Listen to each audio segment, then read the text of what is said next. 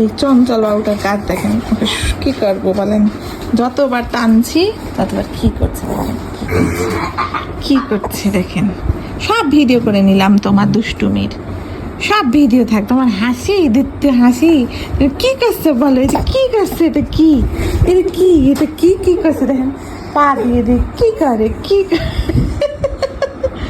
এই তুমি তো দুষ্টু হয়েছো কেন? দুষ্টু এটা কেন দুষ্টু হয়েছে বলো বলো?